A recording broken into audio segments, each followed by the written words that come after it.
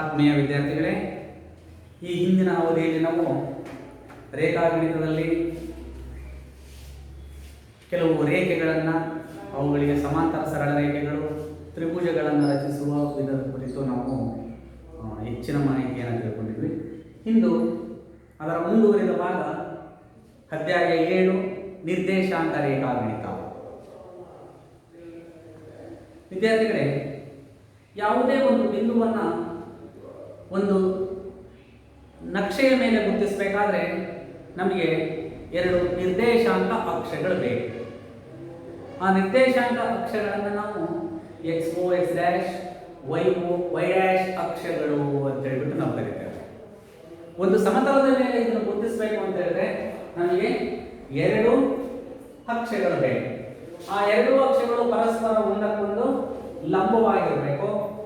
So ಅದು ಒಂದು ಮಾದರಿಯನ್ನು ತೋರಿಸ್ತೀವಿ ವಿದ್ಯಾರ್ಥಿಗಳೇ.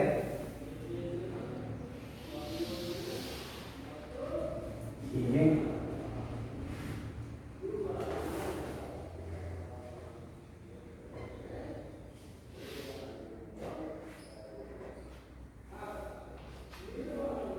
ಹಾಗೆ ಅಡ್ಡವಾಗಿ ಒಂದು ನಕ್ಷೆಯನ್ನು ಹೇಳ್ತೇವೆ. ಸೊ ಇದನ್ನ ನಾವು Y ಅಕ್ಷ ಅಥವಾ YO, Y' ಅಕ್ಷ ಅಂತ ಕರೀತೇವೆ.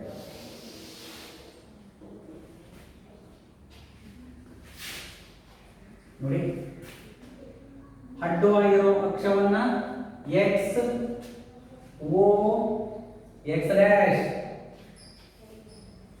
ಲಂಬವಾಗಿರುವ ಅಕ್ಷವನ್ನ YO, Y' ಅಕ್ಷ ಅಂತೇಳಿ ನಾವು ಕರೀತೇವೆ. ಇದು ಒಂದು ಸಮತಲ. ಈ ಸಮತಲದ ಮೇಲೆ ನಾವು ಒಂದು ಬಿಂದುವನ್ನು ಗುರುತಿಸಬೇಕು. ಹಾಗಾದ್ರೆ ಯಾವುದೇ ಒಂದು ಬಿಂದುವನ್ನು ಗುರುತಿಸಬೇಕಾದ್ರೆ ನಮಗೆ ಪ್ರಮುಖವಾಗಿ ಒಂದು ಸಮತಲ ಬೇಕು. ಈ ಸಮತಲದ ಮೇಲೆ ನಾವು ಈ ಅಕ್ಷಗಳು ಪ್ರತಿನಿಧಿಸುವಂತಹ ಬಿಂದುವನ್ನು ಗುರುತು ಮಾಡಬೇಕು. +1, +2, +3, +4. ಎಡಭಾಗದಲ್ಲಿ -1, -2, -3, -4. ಇನ್ನು X ಅಕ್ಷದ ಮೇಲ್ಭಾಗದಲ್ಲಿ +1, +2, +3, +4, +5. ಇನ್ನು ಕೆಳಭಾಗದಲ್ಲಿ -1, -2, -3, -4. ಹೀಗೆ ಸಂಖ್ಯಾ ರೇಖೆಯ ಮೇಲಿನ ಬಿಂದುಗಳನ್ನು ಗುರುತಿಸ್ತೇವೆ. ಸೊ ಈಗ ಯಾವುದೇ ಒಂದು ಬಿಂದುವನ್ನು ನಾವು ಗುರುತಿಸೋಣ. ಈ ಬಿಂದುವನ್ನು ಗುರುತಿಸಬೇಕಾದ್ರೆ ಮೊದಲು ನಾವು ನೋಡಿ, Y ಅಕ್ಷದಿಂದ ಆ ಯಾವುದೇ ಒಂದು ಬಿಂದುವಿಗೆ ಇರ್ತಕ್ಕಂಥ ದೂರವನ್ನ ನಾವು X ಅಕ್ಷ ಅಂತ ಹೇಳ್ತೇವೆ. Y ಅಕ್ಷದಿಂದ ಆ ಬಿಂದುವಿಗೆ ಇರುವ ದೂರವನ್ನ X ಅಕ್ಷ ಅಂತ ಹೇಳ್ತೇವೆ. ಇದನ್ನ ಕ್ಷಿತಿಜ ದೂರ ಅಂತ ಹೇಳ್ಬಿಟ್ಟು ಕೂಡ ಕರೀತೇವೆ. ಕ್ಷಿತಿಜ ದೂರ. Y ಅಕ್ಷದಿಂದ ಆ ಬಿಂದುವಿಗಿರ್ತಕ್ಕಂಥ ಯಾವುದೋ ಒಂದು ಬಿಂದುವನ್ನು ನಾವು ಹೇಳಿದಾಗ ಅದನ್ನ X ಅಕ್ಷ ಆಗಿದ್ದು ಅದನ್ನ ಕ್ಷಿತಿಜ ಅಂದ್ರೆ ಅಡ್ಡ ದೂರ ಅಂತೇಳಿ ನಾವು ಕರೀತೇವೆ. ಹಾಗೇನೆ X ಬಿಂದುವಿನಿಂದ ಅಂದ್ರೆ X ಅಕ್ಷದಿಂದ ಆ ಬಿಂದುವಿಗಿರ್ತಕ್ಕಂಥ ದೂರವನ್ನ ನಾವು Y ಅಕ್ಷ ಅಂತ ಕರೀತೇವೆ. ಇದನ್ನ ಈ ಬಿಂದುವನ್ನು ನಾವು ಲಂಬ ದೂರ ಅಂತ ಕೂಡ ಕರೀತೇವೆ. X ಅಕ್ಷದಿಂದ ಆ ಬಿಂದುವಿಗೆ ಇರತಕ್ಕಂಥ ದೂರವನ್ನು ನಾವು ಲಂಬ ದೂರ ಅಂತ ಕೂಡ ಕರೀತೇವೆ. ಹಾಗೆ X ಅಕ್ಷ ಮತ್ತೆ Y ಅಕ್ಷದ ಮೇಲಿನ ಬಿಂದುಗಳನ್ನು ಹೇಗೆ ಹೆಸರಿಸ್ತೇವೆ ಅಂತ ಹೇಳಿದ್ರೆ, X ಅಕ್ಷದ ಮೇಲಿನ ಬಿಂದುಗಳು X, 0, Y ಅಕ್ಷದ ಮೇಲಿನ ಬಿಂದುಗಳು ಇದನ್ನ 0, Y ಅಂತ ಕರೀತೀವಿ. ಇದು X, 0 ಅನ್ನೋದು X ಅಕ್ಷದ ಮೇಲಿನ ಬಿಂದುಗಳು, Y, 0 ಅನ್ನೋದು ಇದು Y ಅಕ್ಷದ ಮೇಲಿನ ಬಿಂದುಗಳು ಅಂತೇಳಿ ನಾವು ಕರೀತೇವೆ. ಇಲ್ಲಿ ಯಾವುದೇ ಒಂದು ಬಿಂದುವನ್ನ ಒಂದು ಸಮತಲದ ಮೇಲೆ ಗುರುತಿಸಬೇಕಾದ್ರೆ ಅದನ್ನು ನಾವು X ಅಕ್ಷ ಮತ್ತೆ Y ಅಕ್ಷಗಳನ್ನು ಆಧಾರವಾಗಿ ಗುರುತಿಸ್ತೇವೆ. ಒಂದು ಉದಾಹರಣೆ ತೆಗೆದುಕೊಂಡ್ರೆ ಇಲ್ಲಿ ನಾನು ಎ ಅಂತಕ್ಕಂಥ ಒಂದು ಬಿಂದು ಇದೆ, ಅದನ್ನ 3,4 ಅಂತ ಉದಾಹರಣೆ ತೆಗೆದುಕೊಂಡ್ರೆ ಅದನ್ನ ನಾನು ಈ ನಕ್ಷೆ ಹಾಳೆಯ ಮೇಲೆ ಹೇಗೆ ಗುರುತಿಸಿದರೆ ಈ ಬಿಂದುವನ್ನು ಅಂತ ಹೇಳಿದ್ರೆ ನೋಡಿ, ಎಕ್ಸ್ ಅಕ್ಷದ ಮೇಲೆ 3 ಬಿಂದುಗಳು ಬಲಕ್ಕೆ ಹೋಗಿದ್ದೇನೆ. ಇದು ವೈ ಅಕ್ಷದಿಂದ ಆ ಬಿಂದು ಇರ್ತಕ್ಕಂಥ ದೂರ ಎಕ್ಸ್ ಅಕ್ಷ ಅಂತ ಹೇಳಿ ಕರೀತೇವೆ. ನಂತರ ಇನ್ನೊಂದು ಯಾವುದಿದೆ, 4 ಇದೆ. ಅಂದ್ರೆ ನೋಡಿ, ಎಕ್ಸ್ ಅಕ್ಷದ ಮೇಲೆ ಆ ಬಿಂದು ಇರ್ತಕ್ಕಂಥ ದೂರ 4 ಏಕಮಾನಗಳು ಮೇಲೆ ಹೋಗಿದ್ದಾವೆ, ಅಂದ್ರೆ ಲಂಬವಾಗಿ ಹೋಗಿದೆ ಮಕ್ಕಳೇ. ಆ ಎರಡೂ ಬಿಂದುಗಳು ಸಂಧಿಸುವಂತಹ ಒಂದು ಬಿಂದು ಎ ಇಲ್ಲಿದೆ. ಎಕ್ಸ್ ಅಂದ್ರೆ ಈ ಬಿಂದು ಏನ್ ಸೂಚಿಸುತ್ತೆ, ಈ ಬಿಂದುವಿನ ನಿರ್ದೇಶಾಂಕ ಅಂತ ಹೇಳಿದ್ರೆ ಇಲ್ಲಿ ಎ ಅನ್ನೋ ಒಂದು ಬಿಂದುವಿನ ನಿರ್ದೇಶಾಂಕ ಎಕ್ಸ್ ಅಕ್ಷದ ಮೇಲೆ 3 ಏಕಮಾನ ಬಂದು ವೈ ಅಕ್ಷದ ಮೇಲೆ 4 ಏಕಮಾನ ಬಂದಿದೆ ಅನ್ನೋದನ್ನು ತೋರಿಸುತ್ತೆ. ಆಕಸ್ಮಿಕವಾಗಿ ಇನ್ನೂ ಬೇರೆ ಬೇರೆ ಉದಾಹರಣೆಗಳನ್ನು ತೆಗೆದುಕೊಳ್ಳಬಹುದು. ಸೊ ಪಿ ಆಫ್ 4,0 ಈ ಬಿಂದು ಈ ಅಕ್ಷದಲ್ಲಿ ಎಲ್ಲಿ ಬರುತ್ತೆ ನೋಡಿ, ಎಕ್ಸ್ ಅಕ್ಷದ ಮೇಲೆ ಹೋಗಬೇಕು. ಮೊದಲು ಎಕ್ಸ್ ಬಿಂದುವಿನ ನಿರ್ದೇಶಾಂಕ ಇದೆ ಇಲ್ಲಿ, ಅಂದ್ರೆ ಇದು ಪಿ ಬಿಂದು 4,0. ಇನ್ನೂ ಒಂದು ಉದಾಹರಣೆಯನ್ನು ತಿಳಿಸಿಕೊಡ್ಬೋದು. ಕ್ಯೂ ಅಂತಕ್ಕಂಥದ್ದು 0,5 ಅಂತ ಇದ್ರೆ ಇದು ಯಾವ ಅಕ್ಷದ ಮೇಲೆ ಬರುತ್ತೆ, ಎಕ್ಸ್ ಬಿಂದುವಿನ 0 ಎಕ್ಸ್ ನಿಂದ ಎಕ್ಸ್ ಗೆ ಮೂಲ ಬಿಂದುವಿನಲ್ಲಿದೆ. ಹಾಗಾದ್ರೆ 5 ಅಂತಕ್ಕಂಥದ್ದು ಎಕ್ಸ್ ಅಕ್ಷದಿಂದ 5 ಏಕಮಾನಗಳು ಲಂಬ ದೂರ ಅಂದ್ರೆ ಮೇಲೆ ಹೋಗಬೇಕು. ಇದು ಕ್ಯೂ ಬಿಂದುವಿನ ನಿರ್ದೇಶಾಂಕ 0,5. ಇದುವರೆಗೆ ನಾವು ಇಂಥ ಅನೇಕ ಉದಾಹರಣೆಗಳನ್ನು ನಿಮ್ಮ ಪುಸ್ತಕದಲ್ಲಿ ಕೊಟ್ಟಿದ್ದಾರೆ. ಸಾಕಷ್ಟು ಬಿಂದುವಿನ ನಿರ್ದೇಶಾಂಕಗಳಿದ್ದಾವೆ. ಇವೆಲ್ಲದನ್ನ ನಾವು ಈ ಹಿಂದಿನ ಅಂದ್ರೆ 9ನೇ ತರಗತಿಯಲ್ಲಿ ಅಭ್ಯಾಸ ಮಾಡಿದ್ದೇವೆ. ಇವನ್ನೆಲ್ಲವೂ ಕೂಡ ನೀವು ಗುರುತು ಮಾಡಬಹುದು. ನಾನು ಕೇವಲ ಇಲ್ಲಿ ಮೊದಲನೇ ಚತುರ್ಥಕ ಭಾಗದಲ್ಲಿ ಮಾತ್ರ ತೆಗೆದುಕೊಂಡಿದ್ದೇನೆ ವಿದ್ಯಾರ್ಥಿಗಳು. ಯಾಕೆಂದರೆ ಈ ಮೊದಲನೇ ಚತುರ್ಥಕದಲ್ಲಿ ಎಕ್ಸ್ ಮತ್ತೆ ವೈ ಎರಡೂ ಕೂಡ ಧನಾತ್ಮಕವಾಗಿದ್ದಾವೆ. ನಿಮ್ಗೆ ಅವೆಲ್ಲ ಗೊತ್ತಿರ್ಬೋದು, ಸ್ಮರಣೆ ಮಾಡ್ಕೊಳ್ಳಿ. ಪ್ಲಸ್ ಕಾಮ ಪ್ಲಸ್ ಇದೆ. ಎರಡನೇ ಚತುರ್ಥ ಭಾಗದಲ್ಲಿ ಮೈನಸ್ ಕಾಮ ಪ್ಲಸ್ ಇದೆ. ಮೂರನೇ ಚತುರ್ಥಕದಲ್ಲಿ ಮೈನಸ್ ಕಾಮ ಮೈನಸ್. ನಾಲ್ಕನೇ ಚತುರ್ಥಕದಲ್ಲಿ ಪ್ಲಸ್ ಕಾಮ ಮೈನಸ್. ಇವೆಲ್ಲವೂ ಕೂಡ 4 ಚತುರ್ಥಕ ಭಾಗದಲ್ಲಿ ಬರ್ತಕ್ಕಂಥ ಬಿಂದುಗಳು. ನಾವು ಆ ಚಿಹ್ನೆಗಳಿಗೆ ಅನುಗುಣವಾಗಿ ಎಕ್ಸ್ ಮತ್ತೆ ವೈ ಬಿಂದುಗಳನ್ನ ಈ ಚೌಕಡಿ ಹಾಳೆಯ ಮೇಲೆ ಗುರುತು ಮಾಡ್ತೇವೆ.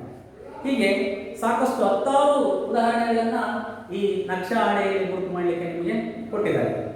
ಹಾಗಾದ್ರೆ ಇದರಲ್ಲಿ ನಾವು ಇನ್ನೊಂದು ಅಂಶವನ್ನು ಗಮನಿಸಬೇಕು.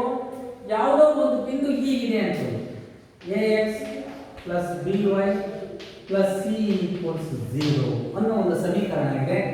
ಇದು ಈ ನಕ್ಷಾ ಹಾಳೆಯ ಮೇಲೆ ನಮಗೆ ಒಂದು ಸರಳ ರೇಖೆಯನ್ನು ಮಾತ್ರ ಕೊಡುತ್ತೆ.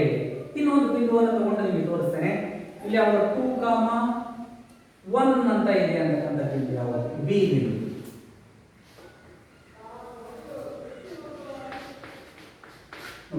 ಈ ಎರಡು ಬಿಂದುಗಳನ್ನ ಸೇರಿಸಿಬಿಡೋಣ, ಎ ಮತ್ತೆ ಬಿ.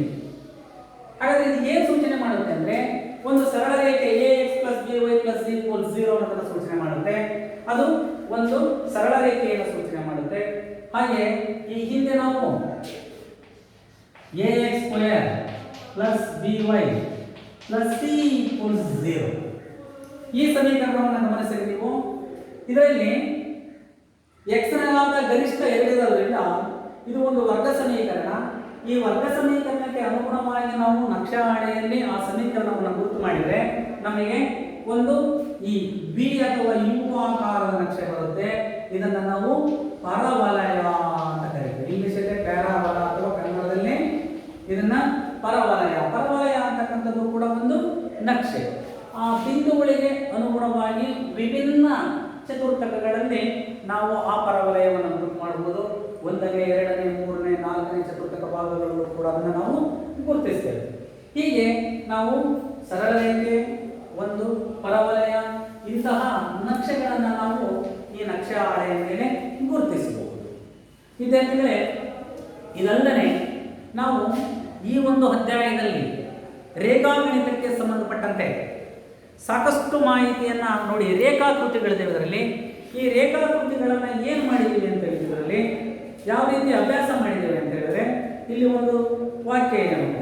ಏನು ಅಂತ ಹೇಳಿದ್ರೆ, ವಾಸ್ತವದಲ್ಲಿ ರೇಖಾಗಣಿತದ ಆಕೃತಿಗಳ ಅಧ್ಯಯನಕ್ಕೆ ನಾವು ಇದರಲ್ಲಿ ಏನು ಮಾಡಿದ್ದೀವಿ ಅಂದರೆ ಬೀಜಗಣಿತೀಯವನ್ನು ಒಂದು ಸಾಧನವಾಗಿ ಬಳಕೆ ಮಾಡಿಕೊಂಡಿದ್ದೇವೆ. ರೇಖಾಗಣಿತದ ಆಕೃತಿಗಳ ಅಧ್ಯಯನಕ್ಕೆ ನಾವು ಬೀಜಗಣಿತವನ್ನ ಒಂದು ಸಾಧನವಾಗಿ ಮಾಡಿಕೊಂಡಿದ್ದೇವೆ. ಸೊ ಆದ್ದರಿಂದ ನಿರ್ದೇಶಾಂಕ ರೇಖಾಗಣಿತ ಇದರಿಂದನೇ ಅಭಿವೃದ್ಧಿ ಆಯಿತು. ಹೇಗೆ ಅಂದರೆ ರೇಖಾಗಣಿತದ ಕೆಲವು ಆಕೃತಿಗಳನ್ನು ನಾವು ಬೀಜಗಣಿತವನ್ನ ಒಂದು ಸಾಧನವಾಗಿ ಮಾಡಿಕೊಂಡಾಗ ಅಲ್ಲಿ ನಿರ್ದೇಶಾಂಕ ರೇಖಾಗಣಿತ ಅಭಿವೃದ್ಧಿ ಹೊಂದಿತು ಅಂತಕ್ಕಂಥ ಒಂದು ಪ್ರತೀತಿ ಇದೆ. ಇದಕ್ಕೆ ವಿಲೋಮವಾಗಿ ನೋಡಿ, ಇದರಲ್ಲಿ ಒಂದು ಬೀಜಗಣಿತವನ್ನು ಉಪಯೋಗಿಸಿ ರೇಖಾಗಣಿತವನ್ನು ಅಭ್ಯಾಸ ಮಾಡಬಹುದು. ಹಾಗೆ ನಾವು ರೇಖಾಗಣಿತವನ್ನು ಉಪಯೋಗಿಸಿಕೊಂಡು ಬೀಜಗಣಿತವನ್ನು ಕೂಡ ಅಭ್ಯಾಸ ಮಾಡಬಹುದು.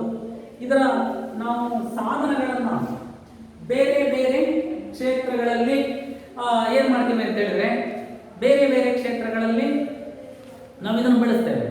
ಈ ನಿರ್ದೇಶಾಂಕ ರೇಖಾಗಣಿತವನ್ನು ಯಾವ್ಯಾವ ಕ್ಷೇತ್ರಗಳಲ್ಲಿ ಬಳಸ್ತೇವೆ ಅಂತ ಹೇಳಿದ್ರೆ, ಭೌತಶಾಸ್ತ್ರದಲ್ಲಿ, ಭೂಗೋಳದಲ್ಲಿ, ಇಂಜಿನಿಯರಿಂಗ್, ಸಮುದ್ರಯಾನ, ನಂತರ ಭೂಕಂಪನ ಮಾಪನ, ಹೀಗೆ ಹಲವಾರು ಕ್ಷೇತ್ರಗಳಲ್ಲಿ ನಾವೇನು ಮಾಡ್ತಾ ಇದ್ದೇವೆ ಅಂತ ಹೇಳಿದ್ರೆ ಇದರ ಒಂದು ಅನ್ವಯಗಳನ್ನು ಬಳಸ್ಕೊಳ್ತಾ ಇದ್ದೇವೆ ವಿದ್ಯಾರ್ಥಿಗಳೇ. ಜೊತೆಗೆ ಈಗ ನಾವು ಯಾವುದೇ 2 ಬಿಂದುಗಳ ನಡುವೆ ಇರುವ ದೂರವನ್ನು ಅಥವಾ 3 ಬಿಂದುಗಳ ನಡುವೆ ಇರುವ ದೂರವನ್ನು ಲೆಕ್ಕ ಹಾಕಲಿಕ್ಕೆ ನಾವು ದೂರದ ಸೂತ್ರ ಅಂತಕ್ಕಂಥ ಒಂದು ಸೂತ್ರವನ್ನು ಈಗ ನಾವೇನು ಮಾಡಬೇಕಾಗಿದೆ, ಕಂಡುಹಿಡಿಬೇಕಾಗಿದೆ. ಸೊ ಈಗ ನಾವು ಅದನ್ನು ಕಂಡುಹಿಡಲಿಕ್ಕೆ ಪ್ರಯತ್ನ ಮಾಡೋಣ. ನಾವು ಬಿಂದುಗಳನ್ನು ಒಂದು ಸಮತಲದಲ್ಲಿ ಹೇಗೆ ಗುರುತಿಸಬೇಕು ಅನ್ನೋದ್ರ ಕುರಿತು ತಿಳ್ಕೊಂಡಿದ್ದೇವೆ. ಎಕ್ಸ್ ಅಕ್ಷ ವೈ ಅಕ್ಷಗಳನ್ನು ಹೇಗೆ ಗುರುತಿಸಬೇಕು ಅಂತ ಹೇಳ್ಕೊಂಡಿದ್ದೇವೆ. ಈಗ ಯಾವುದೇ 2 ಬಿಂದುಗಳ ನಡುವಿನ ದೂರವನ್ನು ನಾವು ಲೆಕ್ಕ ಹಾಕಬೇಕಾದ್ರೆ ಹೇಗೆ ಲೆಕ್ಕ ಹಾಕ್ತೇವೆ ಅನ್ನೋದನ್ನ ನೋಡೋಣ. ದೂರದ ಡಿಸ್ಟೆನ್ಸ್ ಫಾರ್ಮುಲಾ ಅಂತ ಹೇಳಿ ಒಂದು ಉದಾಹರಣೆಯನ್ನು ತೆಗೆದುಕೊಳ್ಳೋಣ.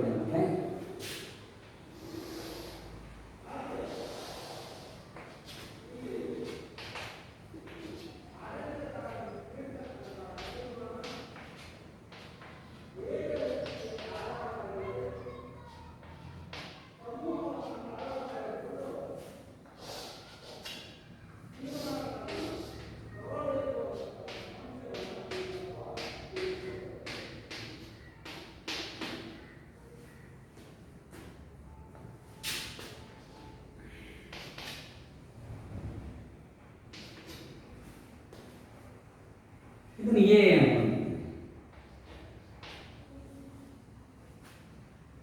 ಇಲ್ಲಿ ಯಾವುದೋ ಒಂದು ನಗರ ಇದೆ.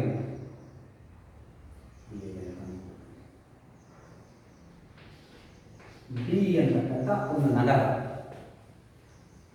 ಬಿ ಎನ್ನುವ ಒಂದು ನಗರ ಎ ಅನ್ನೋ ನಗರದಿಂದ ಪೂರ್ವ ದಿಕ್ಕಿಗೆ ಸುಮಾರು 60 ಕಿಲೋಮೀಟರ್ ಸಾಗಿ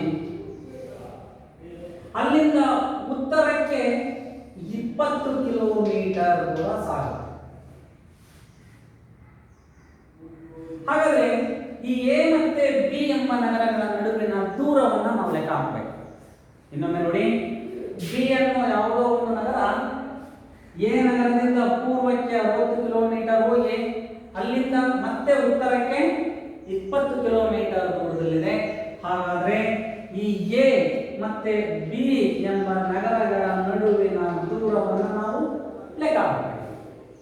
ಆ 2 ನಗರಗಳ ನಡುವಿನ ದೂರವನ್ನು ಲೆಕ್ಕ ಹಾಕಲಿಕ್ಕೆ ವಿದ್ಯಾರ್ಥಿಗಳು ಸುಲಭವಾಗಿ ಹೇಳ್ಬಿಡ್ತೀರಾ. ಯಾಕಂದ್ರೆ ಈ ಎ ಯಾವುದೋ ಒಂದು ಇಲ್ಲಿ ಸಿ ಅನ್ಕೊಳ್ತಾರೆ, ಎ ಸಿ ಬಿ ಅನ್ನೋ ರೇಖಾಕೃತಿಯನ್ನು ನೋಡಿದ್ರೆ ಎ ಮತ್ತೆ ಬಿ ಗಳ ನಡುವಿನ ದೂರವನ್ನು ಸುಲಭವಾಗಿ ನಾವು ಲೆಕ್ಕ ಹಾಕಬಹುದು. ಹೇಗೆ ಅಂತ ಹೇಳಿದಕ್ಕೆ ನಾವು ಪೈಥಾಗೊರಸ್ ಪ್ರಮೇಯ. ವಿದ್ಯಾರ್ಥಿಗಳೇ, ಈ ಹಿಂದೆ ತ್ರಿಭುಜಗಳು ಅಧ್ಯಾಯದಲ್ಲಿ ಪೈಥಾಗೊರಸ್ ಅವರ ಇತಿಹಾಸ, ಪೈಥಾಗೊರಸ್ ಪ್ರಮೇಯ, ಲಂಬಕೋನ ತ್ರಿಕೋನದ ಲಕ್ಷಣದ ಕುರಿತು ನಾವು ತಿಳ್ಕೊಂಡಿದ್ದೇವೆ. ಅದರ ಲಕ್ಷಣ ನಾವೆಲ್ಲ ಸ್ಮರಣೆ ಮಾಡಿಕೊಂಡು ಎ ಮತ್ತು ಬಿ ನಗರಗಳ ನಡುವಿನ ದೂರವನ್ನು ಸುಲಭವಾಗಿ ನಾವು ಲೆಕ್ಕಿಸಬಹುದು.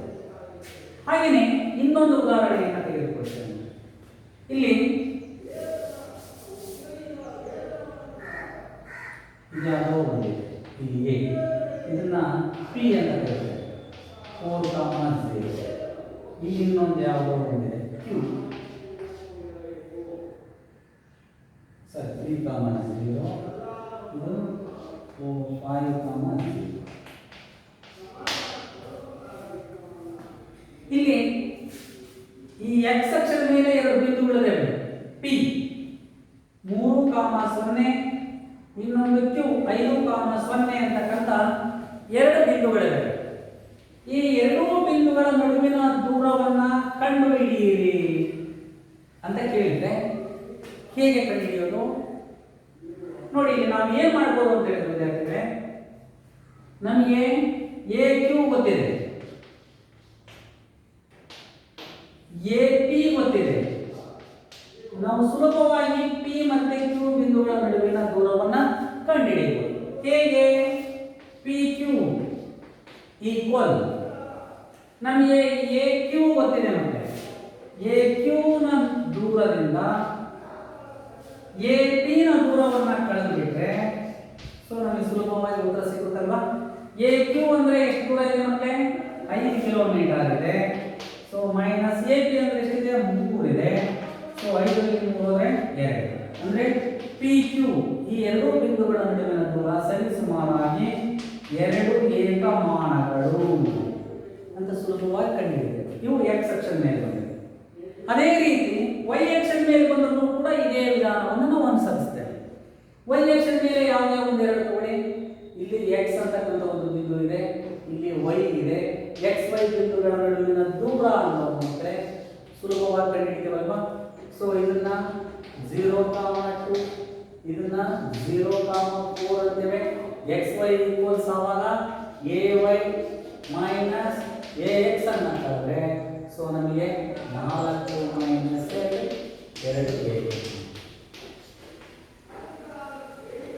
ಹಾಗೆ ನಾವು ಎಕ್ಸ್ ಅಕ್ಷದ ಮೇಲಿನ ಬಿಂದುಗಳನ್ನು ತಗೊಂಡ್ವಿ, ವೈ ಅಕ್ಷದ ಮೇಲಿನ ಬಿಂದುಗಳನ್ನು ತಗೊಂಡ್ವಿ. ಈ ಎರಡೂ ಅಕ್ಷಗಳಿಂದ ಹೊರತಾದ ಬಿಂದುಗಳಿದ್ರೆ ಹಾಗೆ ಹೇಗಪ್ಪ ನಾವು ಕಂಡುಹಿಡಿಯೋದು ಅಂತ ಹೇಳಿದ್ರೆ ಸೊ ಅದಕ್ಕೆ ನಾವು ಮತ್ತೆ ಏನ್ ಮಾಡ್ತೇವೆ? ಪೈಥಾಗೊರಸ್ ಪ್ರಮೇಯವನ್ನು ಆಧಾರವಾಗಿ ಇಟ್ಕೊಳ್ತೇವೆ. ಈಗ ಇನ್ನೊಂದು ಈಗೆಲ್ಲೋ ಒಂದು ಅಕ್ಷ ಇದೆ. ಸೊ 1 2 3 4 5 6 1 2 3 5 6 ಇದು ವೈ ಅಕ್ಷ, ಸೊ ಇದು ಎಕ್ಸ್ ಅಕ್ಷ. ಈಗ ಇಲ್ಲೆಲ್ಲೋ ಬಿಂದುಗಳಿದಾವೆ ನೋಡಿ, ಇಲ್ಲೊಂದಿದೆ, ಇಲ್ಲೆಲ್ಲೋ ಇನ್ನೊಂದು ಬಿಂದು,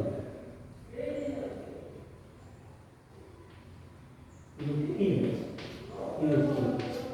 ಹಾಗಾದ್ರೆ ಪಿ ಮತ್ತೆ ಕ್ಯೂ ಬಿಂದುಗಳ ನಡುವಿನ ದೂರ ನೋಡಿ, ಈ ಎರಡೂ ಬಿಂದುಗಳ ನಡುವಿನ ದೂರವನ್ನ ಕಂಡುಹಿಡಿಯಬೇಕಾದ್ರೆ ಹೇಗೆ ಕಂಡುಹಿಡಿಯೋದು? ಪಿ ಮತ್ತೆ ಕ್ಯೂ ಬಿಂದುಗಳು ಎಕ್ಸ್ ಅಕ್ಷದ ಮೇಲೂ ಇಲ್ಲ, ವೈ ಅಕ್ಷದ ಮೇಲೂ ಇಲ್ಲ. ಅದಕ್ಕೆ ಏನ್ ಮಾಡಬೇಕು ಅಂದ್ರೆ ನಾವು ವಿದ್ಯಾರ್ಥಿಗಳೇ ಮೊದಲು ಪಿ ನಿಂದ ಎಕ್ಸ್ ಅಕ್ಷಕ್ಕೆ ಲಂಬಗಳನ್ನು ಎಳೆಯಬೇಕು.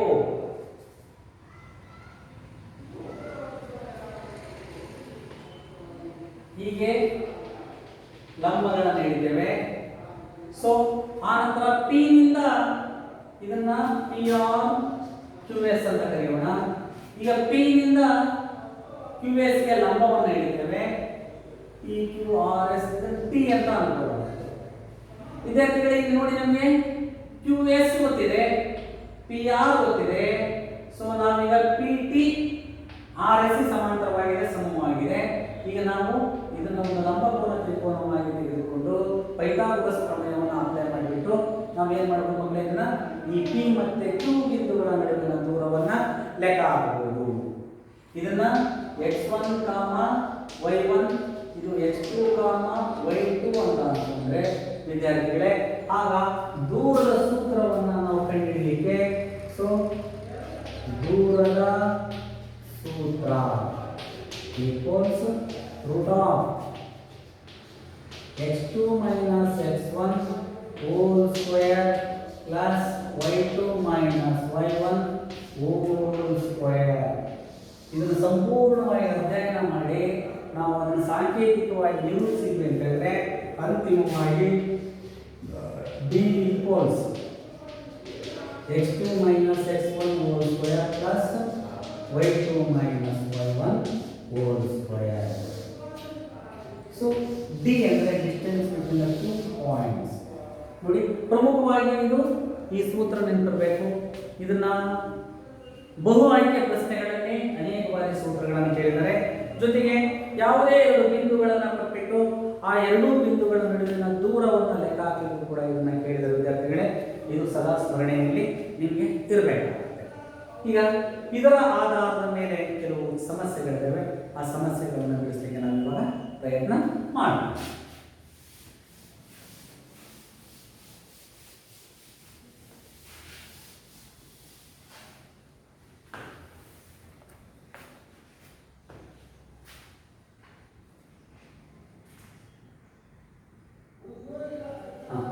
ಇಲ್ಲಿ ಇನ್ನೊಂದು ಅಂಶವನ್ನು ಗಮನಿಸಿ ವಿದ್ಯಾರ್ಥಿಗಳೇ, x ಮತ್ತೆ y ಎಂಬ ಬಿಂದುವಿಗೆ ಮೂಲ ಬಿಂದು 0, 0 ಇತ್ತು ಅಂತ ಹೇಳಿದ್ರೆ, ನೋಡಿ ಏನಿದೆ ಅಂತ ಹೇಳಿದ್ರೆ ಮೂಲ ಬಿಂದು x, y ನ ನಿರ್ದೇಶಾಂಕಗಳು 0, 0 ಆದಾಗ so d equals x square plus y square root of x square plus y square ಆಗುತ್ತೆ. ಯಾವಾಗ ಮೂಲ ಬಿಂದು ಅಂದರೆ x1 ಮತ್ತೆ y1 ಬೆಲೆ ಮೂಲ ಬಿಂದುಗಳು 0, 0 ಆದಾಗ ಸೊ ನಮಗೇನಾಗುತ್ತೆ x square plus y square ಅಂತ ಹೇಳ್ಬಿಟ್ಟು ಇದು ಆಗುತ್ತೆ. ಈಗ ಇದ್ರ ಮೇಲೆ ನಾವು ಸಮಸ್ಯೆಗಳಿದ್ದಾವೆ, ಆ ಸಮಸ್ಯೆಗಳನ್ನು ಬಿಡಿಸೋಣ.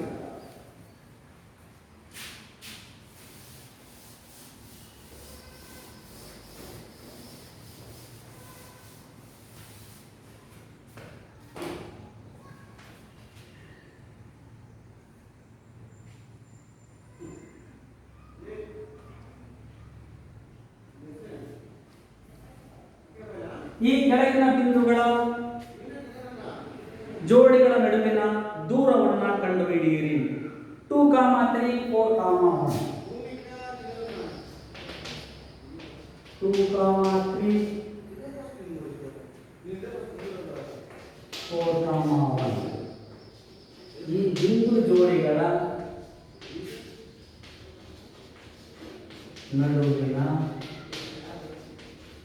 ದೂರ ಕಂಡುಹಿಡಿಯಿರಿ. ಇದನ್ನು ಸೂಕ್ಷ್ಮವಾಗಿ ಸ್ವಲ್ಪ ಅವಲೋಕಿಸಿ ವಿದ್ಯಾರ್ಥಿಗಳೇ. ಏನಾಗಿದೆ ಅಂತ ಹೇಳಿದ್ರೆ, ಇದರಲ್ಲಿ ಈ ಎರಡೂ ಬಿಂದುಗಳನ್ನು ಯಾವುದೋ ಒಂದು P ಆಫ್ 2, 3 ಮತ್ತು Q ಆಫ್ 4, 1. ಇಲ್ಲಿ P ಮತ್ತೆ Q ಅಂತಕ್ಕಂಥ ಎರಡು ನಿರ್ದೇಶಾಂಕಗಳಿದ್ದಾವೆ. ಅವುಗಳ ಬಿಂದುಗಳು ಕೊಟ್ಟಿದ್ದಾರೆ 2, 3, 4, 1 ಅಂತ ಹೇಳಿ. ನಮಗೆ ದೂರದ ಸೂತ್ರ ಕಂಡುಹಿಡಿಯಲಿಕ್ಕೆ, ದೂರದ ಎರಡು ಬಿಂದುಗಳ ನಡುವಿನ ದೂರವನ್ನು ಕಂಡುಹಿಡಿಯಲಿಕ್ಕೆ ದೂರದ ಸೂತ್ರ ಗೊತ್ತಿದೆ. ಸೊ ಇದನ್ನೇನು ಬರ್ಕೋಬೇಕಪ್ಪ ಅಂದ್ರೆ, ಒಂದನೇ ಬಿಂದುವನ್ನ x1, y1 ಅದರ ಬೆಲೆ ಸೊ 2, 3 ಅಂದ್ರೆ x1 ಬೆಲೆ 2, y1 ಬೆಲೆ 3. ನಂತರ x2, y2 ಇದ್ರ ಬೆಲೆ ಎಷ್ಟಿದೆ ಮಕ್ಕಳೇ 4, 1. ಹೀಗಾದರೂ ಬರ್ಕೋಬಹುದು, ಇಲ್ಲ ನೇರವಾಗಿ ಇದು ಗೊತ್ತಿದ್ರೆ, ಅಥವಾ x1 ಬೆಲೆ 2, y1 ಬೆಲೆ 3, ಹಾಗೆ x2 ಬೆಲೆ 4, ಸೊ y2 ಬೆಲೆ 1. ಹೀಗೂ ಬರ್ಬೋದು. ಸೊ ದೂರದ ಸೂತ್ರ ಅಂದ್ರೆ ಆ ಎರಡು ಬಿಂದುಗಳು ಯಾವ್ಯಾವು P ಮತ್ತೆ Q ಅಂತ ಕರೆದಿದ್ದಾನೆ. PQ equals x2 minus x1 whole square plus y2 minus y1 whole square. So x2 ಬೆಲೆ ಗೊತ್ತಿದೆ ಮತ್ತೆ ನಮಗೆ 4 minus x1 ಬೆಲೆ ಗೊತ್ತಿದೆ 2, ಅದರ ವರ್ಗ ಪ್ಲಸ್ y2 ಅಂದ್ರೆ ಎಷ್ಟಿದೆ ಮಕ್ಕಳೇ 1 ಇದೆ, y1 ಅಂದ್ರೆ ಮೂರಿದೆ ಮೂರರ ವರ್ಗ. ಈಗ ಇದನ್ನು ಸಂಕ್ಷೇಪಿಸೋಣ ಮಕ್ಕಳೇ. 4ರಲ್ಲಿ 2 ಹೋದರೆ 2, 2ರ ವರ್ಗ ಪ್ಲಸ್ 1ರಲ್ಲಿ 3 ಹೋದರೆ 2 ದೊಡ್ಡ ಪೂರ್ಣಾಂಕ 3 ಚಿಹ್ನೆ ಮೈನಸ್ ಇದೆ ಮೈನಸ್ 2ರ ವರ್ಗ. ನಮ್ಮ ವಿದ್ಯಾರ್ಥಿಗಳು ಎಲ್ಲಿ ಸ್ವಲ್ಪ ಗೊಂದಲ ಮಾಡ್ಕೊಳ್ತಾರೆ ಅಂತ ಹೇಳಿದ್ರೆ ಋಣ ಪೂರ್ಣಾಂಕ ಬಂದಾಗ. ಸೊ ಈಗ 2ರ ವರ್ಗ ಅಂದರೆ 2ಅನ್ನ ತನ್ನಿಂದಲೇ ತಾನೇ 2 ಬಾರಿ ಗುಣಿಸಲ್ಪಟ್ಟಿದೆ. ಋಣ ಪೂರ್ಣಾಂಕ. ಸೊ ನಾವು ಏನು ಮಾಡಿದ್ರೆ ಮೈನಸ್ 2ರ ವರ್ಗವನ್ನು ಮೈನಸ್ 2 ಇಂಟು ಮೈನಸ್ 2 ಅಂತೇವೆ. Minus into minus plus 2 4 minus 2ರ ವರ್ಗವು ಕೂಡ ಪ್ಲಸ್ 4 ಆಗುತ್ತೆ. ಸೊ 4 4 8 ವರ್ಗಮೂಲ 8 ಇಷ್ಟೇ ಇಟ್ಟರೂ ಕೂಡ ನಡೆಯುತ್ತೆ. ಸೊ ಇಲ್ಲ ಅಂತ ಹೇಳಿದ್ರಿಂದ ವರ್ಗಮೂಲ 4 ಇಂಟು 2. ಸೊ 4 ವರ್ಗಮೂಲ 2 ವರ್ಗಮೂಲ 2 ಮಾನಗಳು ಅಂತ ಹೇಳಿ ನಾವು ಬರೀಬಹುದು. ಅಥವಾ ಇದೆ ಅಲ್ವಾ? ಇಂಥದ್ದೇ ಇನ್ನೊಂದು ಉದಾಹರಣೆಯನ್ನು ನಾವು ಬಿಡಿಸಲಿಕ್ಕೆ ಪ್ರಯತ್ನ ಮಾಡೋಣ. ಉದಾಹರಣೆಗಳನ್ನು ನಾವೀಗ ಇನ್ನೊಂದೆರಡು ಬಿಡಿಸೋಣ.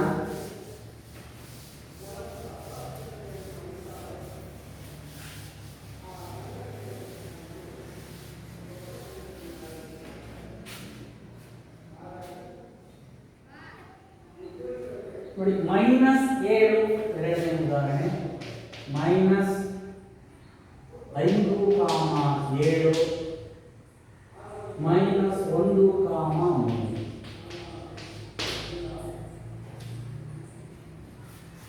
ನೋಡಿ, ಇಲ್ಲಿಯೂ ಕೂಡ 2 ಬಿಂದುಗಳು ನಿರ್ದೇಶಾಂಕಗಳಿದ್ದಾವೆ. ಇದನ್ನು ಕೂಡ ನಿಮಗೆ ನೇರ ಹೋಗ್ತಿದ್ರೆ ಡೈರೆಕ್ಟ್ ಆಗಿ ಬರ್ಕೊಂಡು x1 y1 x2 y2. x1 ಬೆಲೆ ಮೈನಸ್ 5, y1 ಬೆಲೆ ಮಕ್ಕಳೇ 7. ಇಲ್ಲಿ x2 ಬೆಲೆ ಮೈನಸ್ 1, y2 ಬೆಲೆ 3. ಈಗ ಇದರಲ್ಲಿ ಸೂತ್ರ ಹಾಕಿ d equal x2 minus x1 whole square plus y2 minus y1 whole square root of x2 minus 1 ಇದೆ. ಈ ಬೆಲೆಗಳನ್ನು ಆದೇಶ ಮಾಡಬೇಕಾದ್ರೆ ಋಣ ಪೂರ್ಣಾಂಕಗಳನ್ನು ಸೂಕ್ಷ್ಮವಾಗಿ ಅವಲೋಕನ ಮಾಡಬೇಕು. ಮೈನಸ್ 1 ಮೈನಸ್ x1 ಅಂತ ಹೇಳಿದ್ರೆ minus of minus hole square plus. So ಇಲ್ಲಿ y2 ಬೆಲೆ 3 ಇದೆ ಮೈನಸ್ y1 ಬೆಲೆ 7.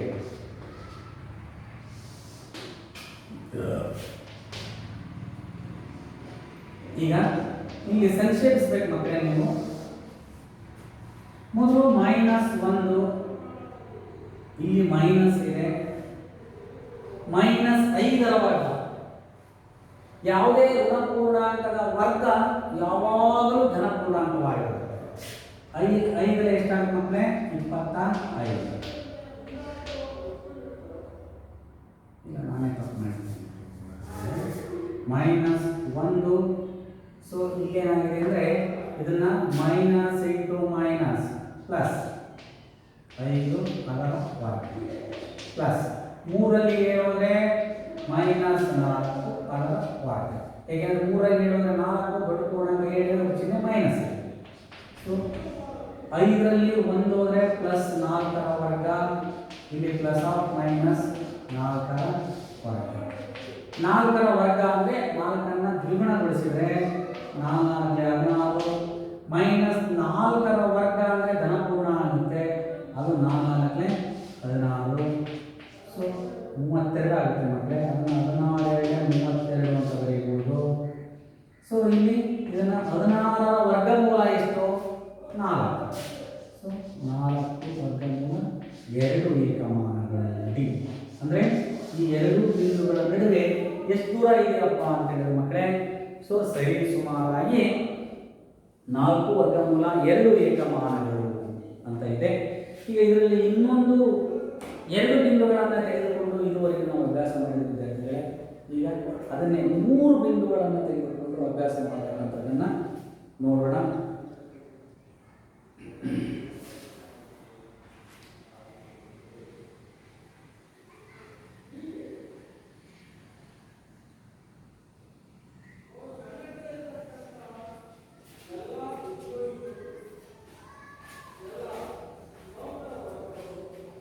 ಇಲ್ಲಿ 3 ಬಿಂದುಗಳನ್ನು ತೆಗೆದುಕೊಂಡು ಒಂದು ಅಂಶವನ್ನು ಕೊಟ್ಟಿದ್ದಾರೆ ಮಕ್ಕಳೇ. 3 ಬಿಂದುಗಳನ್ನು ತೆಗೆದುಕೊಂಡು ಹೇಗಪ್ಪ ಒಂದು ತ್ರಿಭುಜ ಅಥವಾ ನೋಡಿ ಕೊಟ್ಟಿದ್ದಾರೆ. 1, 5, 2, 3 ಮತ್ತು -2, -1 ಎಂಬ ಬಿಂದುಗಳು ಸರಳ ರೇಖಾಗತವೇ. ಸರಳ ರೇಖಾಗತ ಅಂತ ಹೇಳಿದ್ರೆ ಅವೆಲ್ಲದರ ಬೆಲೆ ಸಮ ಆಗಬೇಕು ವಿದ್ಯಾರ್ಥಿಗಳೇ. ಸ್ವಲ್ಪ ಇದನ್ನ ಬಿಡಿಸೋಣ ನಾವು ವಿದ್ಯಾರ್ಥಿಗಳೇ. ಈಗ 3 ಬಿಂದುಗಳನ್ನು ಕೊಟ್ಟಾಗ ಹೇಗೆ ಅದನ್ನು ಬಿಡಿಸೋದನ್ನು ನೋಡೋಣ. ಇದು 2 ಅಂಕದ ಪ್ರಶ್ನೆ. ಪ್ರತಿ ವರ್ಷ ಈ ಪ್ರಶ್ನೆಯನ್ನ ಈ ಸೂತ್ರದ ಮೇಲೆ ಕೇಳೇ ಇರ್ತಾರೆ ನೋಡಿ.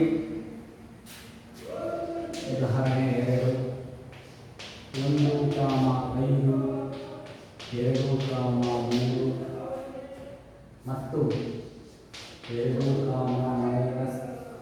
-2, -1 ಎಂಬ ಬಿಂದುಗಳು ಸರಳ ರೇಖಾಗತವೇ.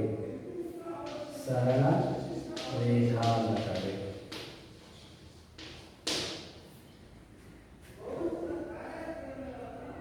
ಎಂದು ನಿರ್ಧಾರ.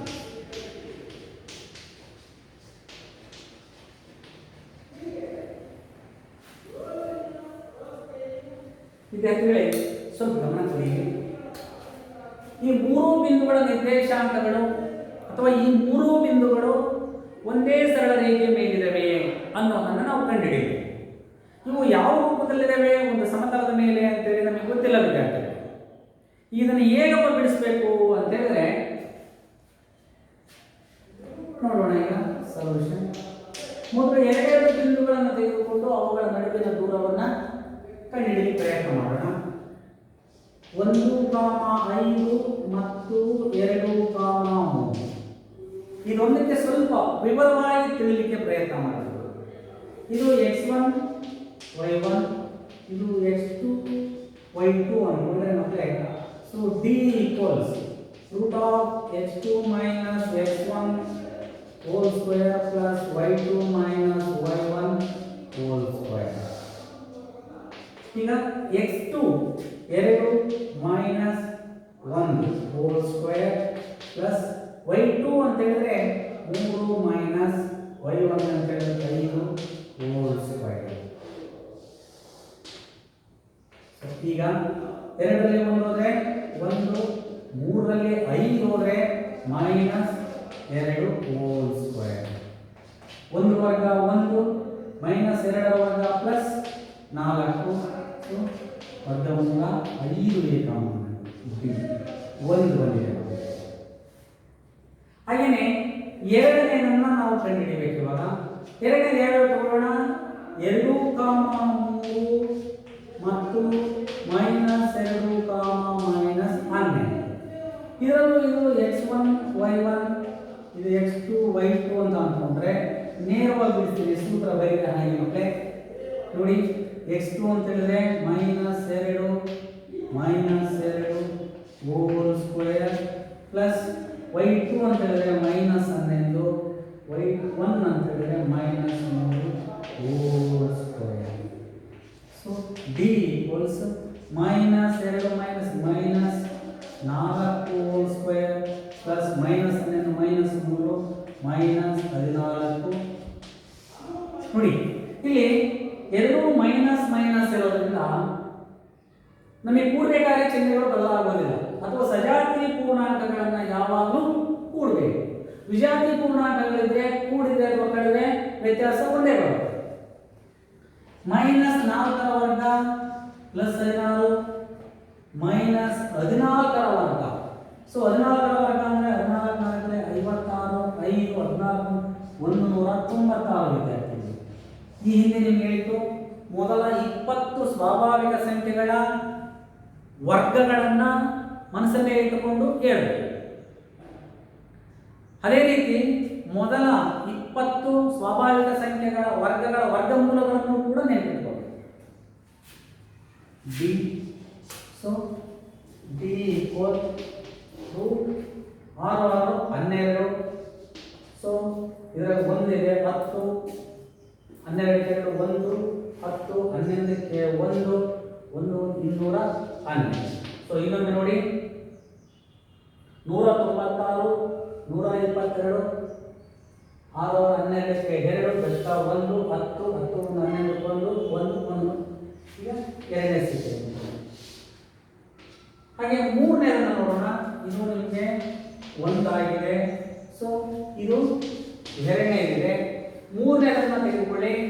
ನೋಡಿ 1, 5 ಮತ್ತು -2, -12. ಸೊ ಇವೆರಡನ್ನು ನೋಡಿದಾಗ ನೀವು ಇದಕ್ಕೂ ಕೂಡ ಇದನ್ನ x1 y1 ಇದು x2 y2 ಅಂತ ಊಹಿಸ್ಕೊಳ್ಳಿ. ಸೊ ಈಗ x2 ಅಂದ್ರೆ -2 -1 ಪ್ಲಸ್ -12 -5 x1. ಇದರಲ್ಲೂ ಕೂಡ -2 -1 -3 ವರ್ಗ ಪ್ಲಸ್ -12 -16 ವರ್ಗ. ಸೊ -3 ವರ್ಗ ಪ್ಲಸ್ 9 ಪ್ಲಸ್ -16 ವರ್ಗ. ನೀವು ಹತ್ತುವಾಗಿಲ್ಲ ಅಂದ್ರೆ 16 × 16 ಉಳಿಸ್ಕೊಳ್ಳಿ. 16 96 9 16 16 25. ಸೊ 256 ಕೂಡಿ 15ಕ್ಕೆ 5 1 6 265. ನೋಡಿ ಈ ಮೂರು ಸಮೀಕರಣಗಳನ್ನು ನೋಡಿ ನೀವು. ಒಂದನೇದು ವರ್ಗಮೂಲ 5 ಬಂದಿದೆ, ವರ್ಗಮೂಲ 212 ಬಂದಿದೆ ಮತ್ತು ವರ್ಗಮೂಲ 265 ಬಂದಿದೆ. ವಿದ್ಯಾರ್ಥಿಗಳೇ, ಇವು ಸರಳ ರೇಖಾಗತ ಆಗಿರಬೇಕಾಗಿದ್ರೆ ಈ ಮೂರು ಬಿಂದುಗಳ ಬೆಲೆ ಏನಾಗಬೇಕಿತ್ತು, ನಮಗೆ ಸಮ ಆಗಬೇಕು. ಆದ್ದರಿಂದ ಈ ಮೂರು ಬಿಂದುಗಳು ಸರಳ ರೇಖಾಗತವಾಗಿರುವುದಿಲ್ಲ ಅಥವಾ ಸರಳ ರೇಖಾಗತವಾಗಿರುವುದಿಲ್ಲ ಅಂತೆ ನಾವು ಒಂದು ತೀರ್ಮಾನಕ್ಕೆ ಬರಬಹುದು.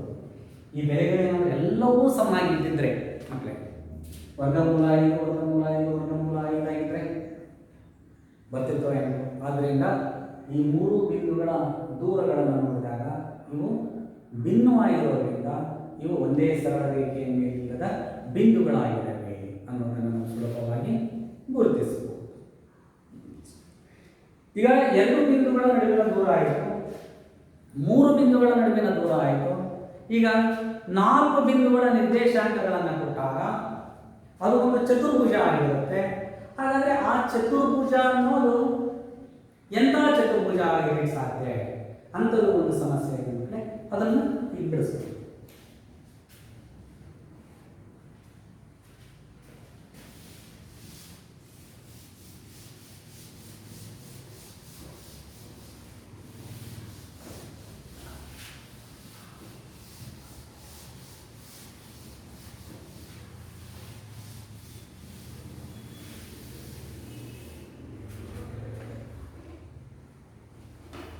ಇಲ್ಲಿ ಒಂದು ಉದಾಹರಣೆ ಇದೆ.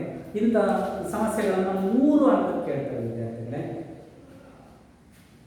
ನೋಡಿ ಇಲ್ಲಿ ಉದಾಹರಣೆ 3. ಎ ಬಿಂದುವಿನ ನಿರ್ದೇಶಾಂಕಗಳು 1, 7. ಬಿ ಬಿಂದುವಿನ ನಿರ್ದೇಶಾಂಕಗಳು 4, 2.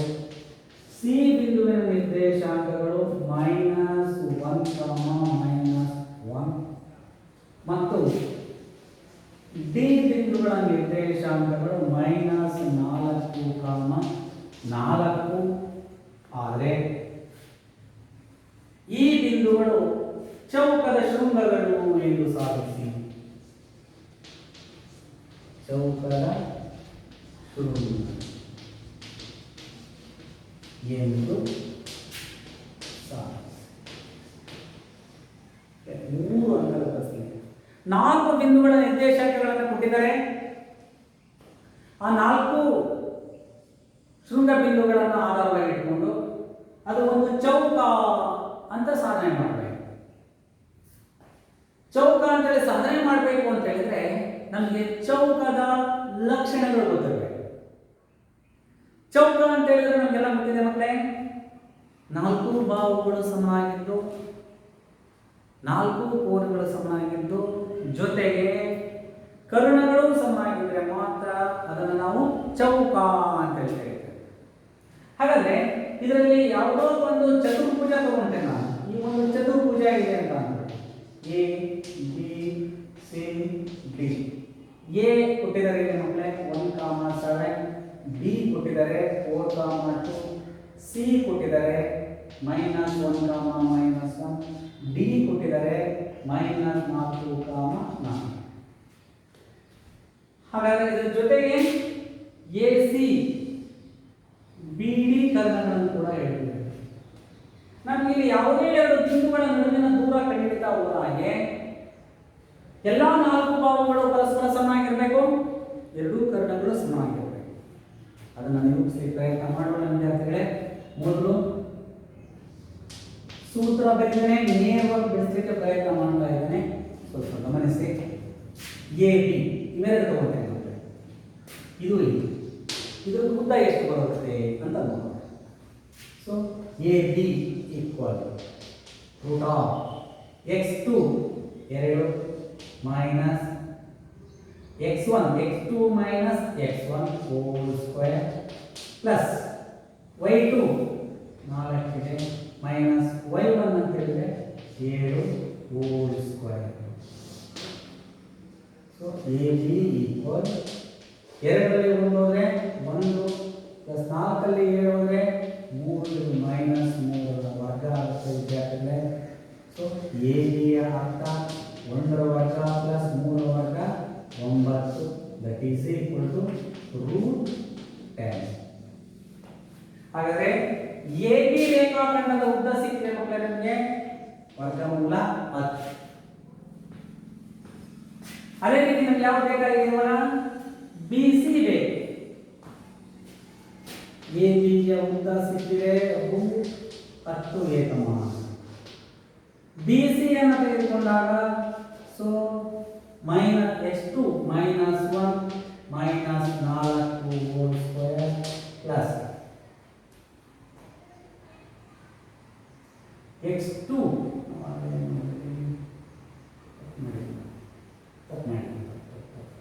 ಸೊ ಕ್ಷಮಿಸಿ ಸ್ವಲ್ಪ ಇಲ್ಲಿ ಬದಲಾವಣೆ ಮಾಡಿದ್ದೀನಿ. So A B equal x2 minus x1 4 minus 1 whole square plus y2 2 minus 7 whole square. ಕ್ಷಮಿಸಿ √2 ಅಂದರೆ -5 whole square. So that is equal to 3 ವರ್ಗ 9 ಮೈನಸ್ 5 ವರ್ಗ 25. ಸೊ ಎಷ್ಟು ಬಂದಿದೆ ಈಗ ಎ ಬಿ ಈಕ್ವಲ್ 25 35. ಇದು 35 ಆಯಿತು. ಸೊ ಅದೇ ರೀತಿ ಎರಡನೇ ತಗೊಳ್ತೀವಿ ವಿದ್ಯಾರ್ಥಿಗಳೇ ಬಿ ಸಿ. ಸೊ x2 ಅಂತ ಹೇಳಿದ್ರೆ -1 minus 4 whole square plus y2 ಅಂತ ಹೇಳಿದ್ರೆ -1 minus 2 whole square. So B C equal -5ರ ವರ್ಗ ಪ್ಲಸ್ ಆಫ್ -3ರ ವರ್ಗ. ಸೊ -5ರ ವರ್ಗ 25 ಪ್ಲಸ್ 9. ಸೊ ಇದು ಕೂಡ ಎಷ್ಟಾಗುತ್ತೆ 25 4 35. ಇದು ಕೂಡ 35 ಬಿ ಸಿ. ನೋಡಿ ವಿದ್ಯಾರ್ಥಿಗಳೇ ಬಿ ಸಿ ಉದ್ದದ ಕೂಡ ಎಷ್ಟಾಗುತ್ತೆ 35. ಸೊ ಮೂರನೇ ಬಂದಿದೆ, ನೀವು ಯಾರು ತಗೊಳ್ತೀರಾ ಎ ಬಿ ಆಯಿತು ಬಿ ಸಿ ಆಯಿತು ಸಿ ಡಿ ತಗೊಳ್ತೇವೆ. C D equals √−4 -1 whole square plus y2 4 minus into minus plus 1 whole square. So minus 5ರ ವರ್ಗ ಪ್ಲಸ್ x2 ಮೈನಸ್ x1 ಇದು ಕೂಡ plus 1 minus into minus plus. So minus 3ರ ವರ್ಗ ಇಲ್ಲಿ 5ರ ವರ್ಗ 9 ಪ್ಲಸ್ 20. ಸೊ ಇಲ್ಲಿ 30 25 34 ಬರುತ್ತಲ್ವಾ 25 34 ಎಲ್ಲ 34 ಗೊಂದಲ ಆಗ್ತಾ ಇದೆ 34 ನೋಡಿ ಸಿ ಡಿ ಅಂತ ಕೂಡ ಎಷ್ಟಾಗಿದೆ 34. ಸೊ ಇದು ಕೂಡ 34 34 ಅಂತಿಮವಾಗಿ ಎ ಡಿ ಅಥವಾ ಡಿ ಎ ಎರಡು ಒಂದೇ ಡಿ ಎ ಅಂತ ತಗೊಳ್ಳಿ ನೀವು.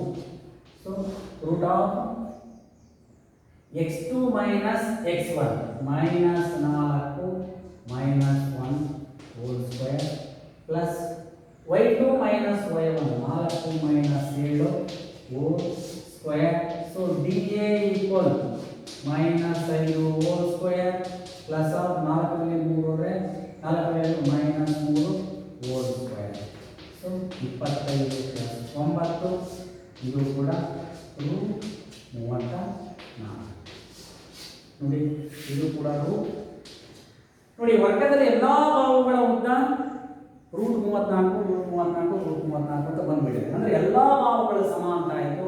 ಈಗ ಸಮೀಕರಣಗಳೇನಿದಾವ ಎ ಸಿ ಅನ್ನು ಕಂಡುಹಿಡಿಯೋಣ. ಎ ಸಿ ಈಕ್ವಲ್ಸ್ ಇಲ್ಲೇ ಇದೆ x2 minus x1.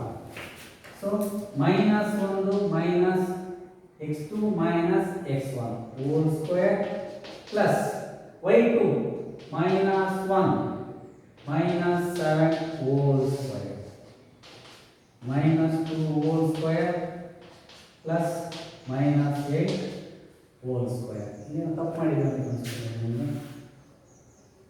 x2 minus 1 minus A C ಎಲ್ಲ ತಗೊಂಡಿರೋದು ಸರಿ. ನಂತರ minus 1 minus 7. So plus 4 64. So root 68. ಹಾಗೆ ಬಿ ಡಿ ಕರ್ಣವನ್ನು ತೆಗೆದುಕೊಳ್ಳೋಣ ವಿದ್ಯಾರ್ಥಿಗಳೇ. ಬಿ ಡಿ ಕರ್ಣವನ್ನು ನೋಡಿ. ಬಿ ಡಿ ಕರ್ಣ ಏನಾಗುತ್ತೆ ಅಂತ ಹೇಳಿದ್ರೆ ಸೊ ಇಲ್ಲೂ ಕೂಡ ಅಷ್ಟೇ minus 4 minus 4 minus 4 minus 4 whole square plus 4 minus 2 whole square. So minus 8 whole square plus 2 square. So 8 64 plus 4. So that is equal to root 68. ಇಲ್ಲಿ ಕೂಡ ರೂಟ್ 68 ಬಿ. ಈಗ ಅಂತಿಮವಾಗಿ ವಿದ್ಯಾರ್ಥಿಗಳೇ ನಮಗೆ A B equal B C equals C D equals D. 4 ಭಾವಗಳು ಪರಸ್ಪರ ಸಮ. ಈ ಚತುರ್ಭುಜದ 4 ಭಾವಗಳು ಸಮ. ಕರ್ಣಗಳು that is equal to root 34. ಕರ್ಣಗಳು A C equals B D equals root 68. ಕರ್ಣಗಳು ಕೂಡ ಪರಸ್ಪರ ಸಮ. ಆದ್ದರಿಂದ ಸೊ ನಮಗೆ ಈ 4 ಶೃಂಗಗಳು ಎ ಬಿ ಸಿ ಡಿ ಈ 4 ಶೃಂಗಗಳು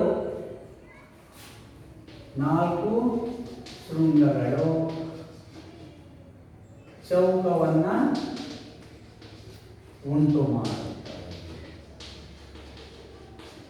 ಹೇಳ್ಬೋದಲ್ಲ ವಿದ್ಯಾರ್ಥಿಗಳೇ? ಈಗ ಬೇರೆ ಮತ್ತೆ ಒಂದು ಇನ್ನೊಂದು ಉದಾಹರಣೆಯನ್ನು ನಾವು ಬಿಡಿಸೋಣ.